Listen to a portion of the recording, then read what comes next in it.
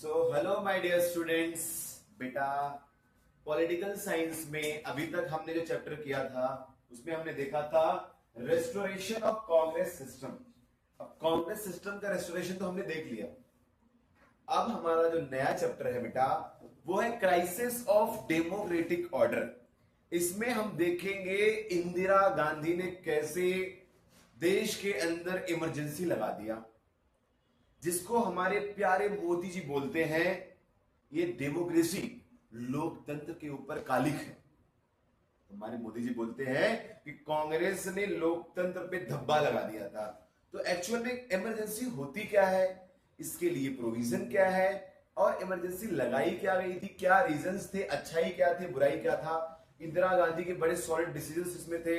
खतरनाक तरीके से हम देखेंगे इसमें कि बेटा कैसे गवर्नमेंट जो एग्जीक्यूटिव है उसने जो भी कॉन्स्टिट्यूशन में लूप होल्स थे उसका फायदा उठा के कैसे देश में इमरजेंसी इंपोज कर दिया और कैसे सिटीजन्स के राइट को छीन लिया गया, कैसे आपके फंडामेंटल राइट को सस्पेंड कर दिया गया और कैसे जो लोग आंदोलन कर रहे थे, प्रोटेस्ट कर रहे थे, उनको जेल में ठूस दिया गया। और हम देखेंगे कैसे न्यूज़पेपर प्रिंटिंग से पहले ही रातों रात लाइट काट दी गई। हम देखेंगे कि इंदिरा गांधी के इस इमरजेंसी इंपोजिशन के बाद कैसे अपोजिशन यूनाइट होता है, जनता पार्टी की सरकार आएगी और एट द एंड हम देखेंगे कि जनता पार्टी की सरकार भी चली गई, फिर से इंदिरा गांधी की जीत हो रही है। ये चैप्टर बहुत ही इंटरेस्टिंग होने वाला बेटा, जिसमें हम एक ऐसे फेज के बारे में पढ़ेंगे जो हमारी डेमोक्रेसी का टेस्ट ले रहा था और एट द एंड हमारी डेमोक्रेसी पे फेल होगी या पास होगी। ये चैप्टर का हमारा मेन मकसद रहने वाला है। तो बेटा इस चैप्टर की शुरुआत हम करने वाले हैं। बेटा इस चैप्टर हमारा क्या है, बेटा ये नई दुनिया है। नई दुनिया नहीं लिखा है, लिखा है नई दुनिया। एक न्यूज़पेपर है उस टाइम पे था जिसने क्या किया था, इमरजेंसी के टाइम पे जब इंदिरा गांधी ने बोला कि आप कुछ प्रिंट नहीं कर सकते हो तो नई दुनिया ने अपना पेज ब्लैंक छोड़ना चालू कर दिया था। उसके बारे में है। तो क्राइसिस ऑफ डेमोक्रेटिक ऑर्डर देखेंगे बेटा। India 1970s constitution flash point क्या था और हम देखेंगे 21 मंथ की इमरजेंसी कैसे लगाई गई। एग्जाम के लिए इसमें टिप ये रहेगा बेटा, चैप्टर टेस्ट 6 मार्क क्वेश्चन इसमें से आता है। Close attention to the causes and consequences side. जो स्लाइड होगी ना बेटा, कॉज क्या था, कॉन्सिक्वेंसेस क्या थे, क्यों इमरजेंसी लगाई गई, इस पर ध्यान देना मेरे बच्चों। इसमें हम क्या क्या समस्याओं को ध्यान से देखने वाले हैं। देखो बेटा, सबसे पहले तो हम पढ़ेंगे इसमें द ट्रिगर, मतलब ट्रिगर हो गया दिमाग। Why was emergency imposed? Emergency को इंपोज क्यों किया गया, क्या ये नेसेसरी था, was it necessary? My first question. Second question, the reality. Why did the imposition mean in practice? Emergency लगा दिया तो रियलिटी में क्या हो गया। थर्ड देखेंगे the followed, what were the consequences on party politics? जो इमरजेंसी लगाया गया उससे पार्टी पॉलिटिक्स में क्या समस्या आई वो देखेंगे। और उसके बाद हम देखेंगे what are the lessons for Indian democracy. India की डेमोक्रेसी ने क्या लेसन लिया इमरजेंसी लगाने के बाद, हम इसमें देखने वाले। इमरजेंसी नॉर्मली एसोसिएटेड होता था हमारे कॉन्स्टिट्यूशन के हिसाब से कि वॉर होगा, एक्सटर्नल एग्रेशन होगा, उस आर्म्स रिबेलियन होगा तब लगाया जाएगा। Specify was involve on internal disturbance. लेकिन यहां पर इंदिरा जी ने जो इमरजेंसी लगाया है वो इंटरनल डिस्टर्बेंस के नाम पे लगा दिया है। एग्जाम के लिए टिप क्या है मेरे बच्चों, your long answer broad questions will direct variation. इसमें वेरिएशन आएंगे क्वेश्चन के अंदर, क्रिटिकली एनालाइज करना पड़ेगा मेरे बच्चों। तो चलिए शुरू करते हैं गाइस।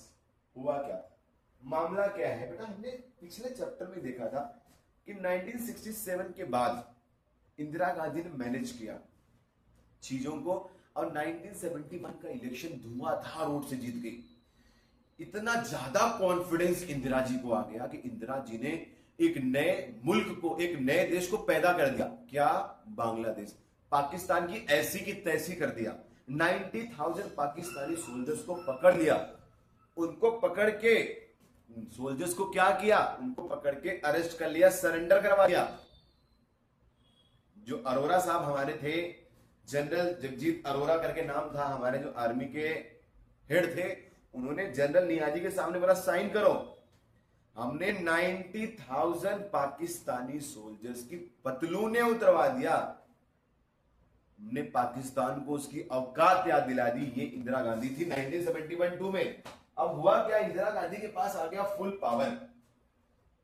तो इंदिरा गांधी को लग रहा था कि पूरा देश अपने हिसाब से मैं चलाऊंगी, अच्छे काम भी बहुत सारे किए, लेकिन इसी टाइम पे ना दिक्कत भी आ गई। हमारा जैसे ही बांग्लादेश से लड़ाई हुआ ना, इंडिया में 90 लाख से ज्यादा लोग भाग के आ गए। तो उनके लिए रोटी, कपड़ा, फूड, वाटर, सेंटर की दिक्कत हो गई, महंगाई बढ़ने लगी और अपोजिशन डिमांड करने लगा भाई दूसरे की लड़ाई में तुम क्यों पड़ गए। तो बहुत सारी प्रॉब्लम आई इंदिरा जी के जब इस टाइम पे। अब देखो होगा क्या, 1971 से 74 के बीच के देश की हालात की बात करो मेरे बच्चों, तो सबसे बड़ी समस्या थी इन्फ्लेशन जो है 23 से हाइक होकर कहां पहुंच गया 30%।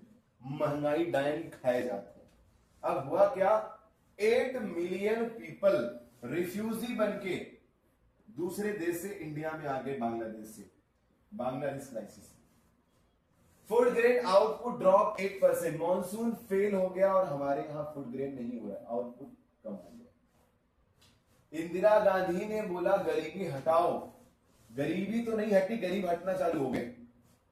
द फेलियर ऑफ गरीबी हटाओ प्रॉमिस, राइजिंग कॉस्ट, महंगाई बढ़ रहा है। गरीबी हटाओ की बात करें, चीजें और महंगी उल्टा हो गई।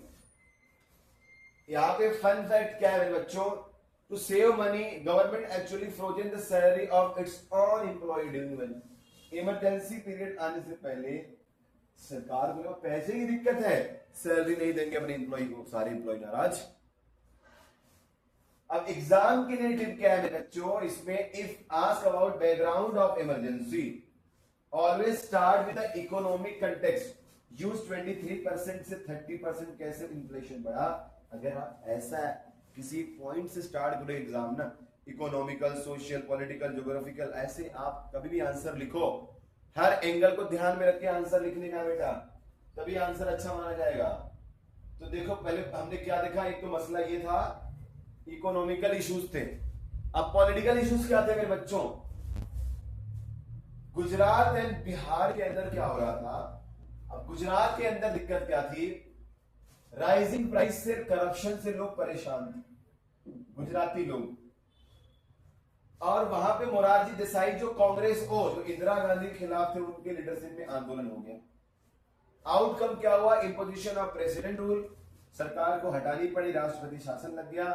75 में इलेक्शन हुआ और कांग्रेस की डिफीट हो गई। जैसे ही कांग्रेस की डिफीट गुजरात में हुई, पूरे देश के अंदर मामला एकदम सॉलिड। सबने बोला अब तो कांग्रेस को फिर से कमजोर करके दिखाएंगे। दूसरी दिक्कत क्या है बेटा, 74 में, अब ये जनवरी में हुआ है, मार्च आते आते बिहार वाले एकदम फुल कॉन्फिडेंस में। फूड सिक्योरिटी, स्कार्सिटी यहां पर है, अनएम्प्लॉयमेंट है, करप्शन है, 3 दिक्कत बिहार के अंदर। यहां पे जेपी बाबू जो बोले भैया हम भूदान मूवमेंट से जुड़े हुए हैं, हम ये सब काम नहीं करते। सबने बुलाया, अरे जेपी बाबू आ जाओ, आपकी जरूरत है देश को। जो गांधीयन लीडर थे, पॉलिटिक्स से दूर थे, उनको बुलाया गया, जेपी बाबू आ जाओ, आप ना हमें लीड करो। जेपी बाबू ने बोला, जयप्रकाश नारायण जी ने, आऊंगा लेकिन नॉन वायलेंस रहना पड़ेगा। मूवमेंट नेशनलाइज हो गया, टोटल रिवॉल्यूशन की बात कर दिया, संपूर्ण क्रांति की। किसने बोला, जेपी जी ने बोला। जयप्रकाश नारायण बाबू ने बोला, सिंहासन खाली करो, जनता पुकार रही है, जनता की सरकार आने वाली है, सिंहासन खाली करो।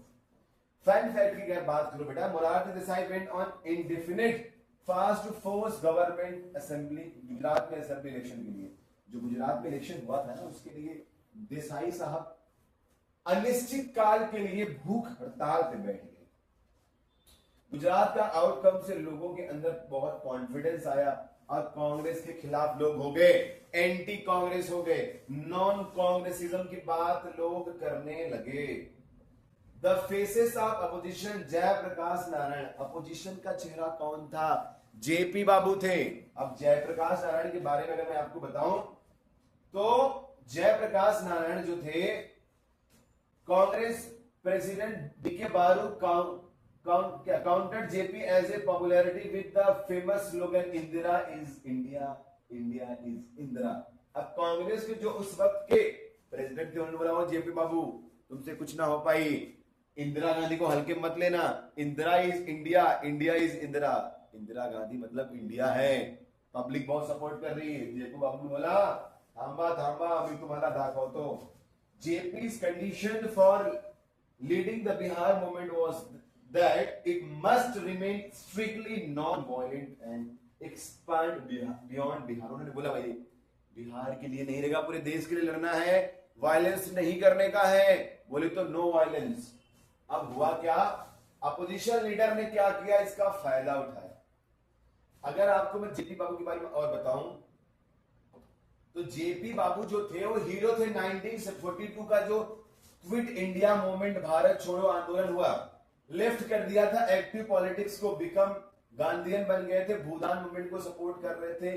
बाद में लोगों के कहने पर जेपी बाबू आ गए। कोर डिमांड की डिसमिसल ऑफ कांग्रेस इन बिहार, पहली demand, and total revolution in social economic and political space. उन्होंने बोला हर जगह आंदोलन करेंगे, धुआं धुआं करेंगे। रिलाइंग क्राई 75 में बेटा 1975 people March two parliament, one of the largest rally in the Delhi history. Delhi में इतनी बड़ी कभी रैली नहीं हुई थी जितना बड़ा जेपी बाबू ने कर दिया। यूपी बिहार की पूरी पॉपुलेशन को ठूस दिया दिल्ली के अंदर। अगर आप देखोगे जेपी बाबू यहां बैठे हुए हैं एकदम मस्त तरीके से और बोल रहे सेव डेमोक्रेसी, पूरा आतंक का माहौल है, कांग्रेस वाले डर रहे हैं। Look, he is trying to subvert democracy, creating chaos। गरीबी हटाओ को जो हमारा समस्या है, पावर ग्रैब करना चाहते हैं, किसी लिए chaos मचा रहे हैं। कौन? जेपी बाबू। ऐसा कौन बोल रहा है? इंदिरा जी बोल रहे हैं, कांग्रेस वाले बोल रहे हैं कि जेपी बाबू को ना डेमोक्रेसी कोई मतलब है नहीं, ये बस चाहते हैं कि पावर में आ जाए। अगला देखो बेटा, अभी हमने दो रीजन देखा है, भूलना नहीं है। हमने इकोनॉमिकल रीजन देखा, पॉलिटिकल। अब और देखो, अब देखो पैरालाइसिस 1974 रेलवे स्ट्राइक। अब रेलवे वाले बोले भैया हम भी स्ट्राइक करेंगे। अब रेलवे स्ट्राइक को जो लीड कर रहे थे उनकी बात करेंगे, मामला क्या उसको ध्यान से देखते हैं। क्या figure lead by George Fernandes. भैया जो जॉर्ज फर्नांडिस बाबू, जॉर्ज बाबू बड़े बहुत फेमस है, बिहार के नेता थे, नाम से तो लग रहा होगा कि एकदम अमेरिका के हमारे बिहारी बाबू थे। National coordination committee for railway का स्ट्रगल किया इन्होंने। इनकी डिमांड क्या थी? डिमांड था भैया बोनस चाहिए रेलवे वालों को, इंप्रूव करो सर्विस कंडीशन। अब गवर्नमेंट का रिस्पांस क्या था? गवर्नमेंट ने बोला इलीगल है, डिक्लेयर कर दिया, लीडर अरेस्ट कर लिए गए, टेरिटोरियल आर्मी डिप्लॉयड कर दी गई प्रोटेक्ट करने के लिए ट्रैक, रेलवे ट्रैक को। कोई भी बदमाशी करेगा तो छोड़ेंगे नहीं इंदिरा जी। इंपैक्ट क्या हुआ? 1974 मई में India's largest public sector undertaking halt for 20 days. 20 दिन के लिए रेलवे नहीं चली, जैसे कोरोना में नहीं चली थी। कोरोना में तो लोग अपने घर में थे, लेकिन यहां पे लोग बाहर पे आ गए और इंदिरा जी के खिलाफ हो गए। This event raised a massive debate, should employee in essential services allow to strike। इससे क्वेश्चन है भाई कि क्या जो गवर्नमेंट एम्प्लॉई हैं, एसेंशियल सर्विसेज कर रहे हैं, क्या उनको स्ट्राइक करना चाहिए? अगर अलाउड है तो सब कर सकते हैं, फिर तो हमारी इंडियन आर्मी भी जो है स्ट्राइक कर दे, हड़ताल कर दे, हम बॉर्डर से आ जाते हैं, अगले दिन पाकिस्तान चाइना कब्जा कर लेगा। तो यहां पे क्वेश्चन यह है क्या स्ट्राइक कर सकते हैं एसेंशियल सर्विस वाले? एग्जाम के लिए टिप क्या है बेटा? Connect the railway strike to the broader theme of nation wide dissatisfaction. The prove the crisis was political but economical। इससे अगर आप बोलोगे रेलवे की बात करोगे ना एग्जाम में, तो एग्जामिनर को लगेगा भैया इसको सब पता है, ये पॉलिटिकल सोशल इकोनॉमिकल देश के हर एक एंगल में दिक्कत है, इसके बारे में। लास्ट टॉपिक आज का हम करेंगे, उसके बाद हम बेटा करेंगे आगे का क्या मसला बाद में देखेंगे। पहले इसको देखो, एग्जीक्यूटिव वर्सेस जुडिशरी। अब देखो सोशल पॉलिटिकल इकोनॉमिकल प्रॉब्लम चल रही थी, ऊपर से एग्जीक्यूटिव वर्सेस जुडिशरी का भी लफड़ा चल रहा है। मतलब जुडिशरी कुछ जैसे एग्जीक्यूटिव कोई लॉ ला रहा है, जुडिशरी बोले थांबा ये नहीं चलेगा। अब दिक्कत क्या हो? Escalation of latest. अब हुआ क्या? स्टेप 3 स्प्रेडिंग जजेस अब हुआ क्या, सुपरसीडिंग जजेस। 1973 में क्या हुआ, गवर्नमेंट ने क्या करा, government appointed A N Roy, Roy साहब को अपॉइंट कर दिया इंडिया का चीफ जस्टिस, बाईपासिंग 3 सीनियर जजेस को रूल अगेंस्ट द गवर्नमेंट, जिन्होंने गवर्नमेंट के अगेंस्ट रूलिंग दिया था, जिन्होंने सरकार के खिलाफ रूलिंग दिया था, उनको दरकिनार करके इंदिरा गांधी ने उस पर्सन को चीफ जस्टिस बना दिया जो चौथे नंबर पे था। हमारे यहां इन जनरल ऐसा सिस्टम है कि जो सबसे सीनियर जज रहता है वो चीफ जस्टिस बनता है, लेकिन इंदिरा जी ने 3 लोगों को पीछे कर दिया जिन्होंने इंदिरा जी के खिलाफ फैसला दिया था। ठीक है, स्टेप 2, ये तो समस्या ये थी। दूसरा बेसिक स्ट्रक्चर का लैंडमार्क केशवानंद भारती केस आ गया था, rules parliament can not amend the constitution basic structure. Keshavananda Bharati case बेटा राइट टू प्रॉपर्टी आर्टिकल 31 में हमारे था, पहले सरकार ने बाद में उसको हटा दिया। राइट टू प्रॉपर्टी में क्या था कि भैया सरकार फंडामेंटल राइट है, आर्टिकल 31 कोई ले नहीं सकता है।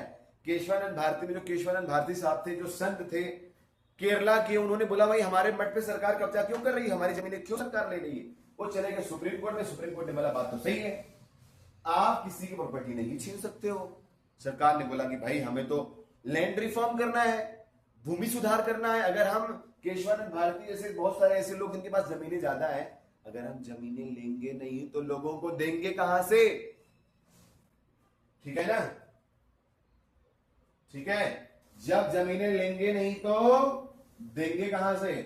कोई मीम आता है ना, कमाएंगा तो खाएंगा मेरी जान, तो जब जमीन लेंगे तो जमीन देंगे, जब जमीन है ही नहीं सरकार के पास तो कहां से देगी। सरकार ने बोला कि लैंड रिफॉर्म करने की जरूरत है, लेकिन केशवानंद भारती में सुप्रीम कोर्ट ने पहले तो बोल दिया भैया आप प्रॉपर्टी छीन ही नहीं सकते।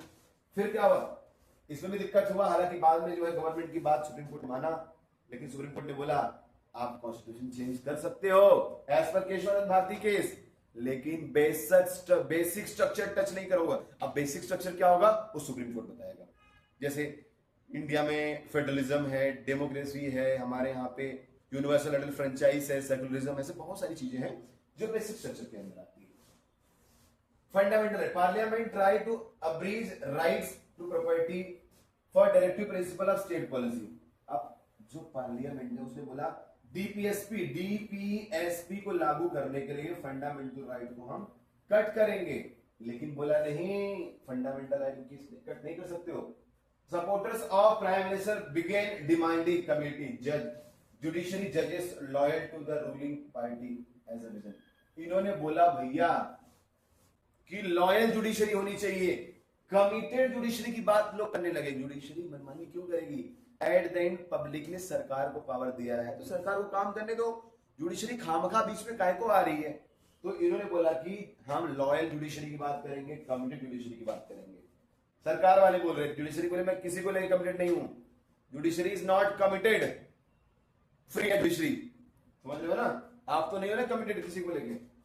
Keshavananda Bharati case is the most important legal precedent in Indian history, never forget the phrase basic structure. याद रखना, केशवानंद भारती एग्जाम में आता है जिसमें सुप्रीम कोर्ट ने फाइनली बोल दिया कि parliament can amend the constitution but not basic structure. यही आपको याद रखना है मेरे बच्चों।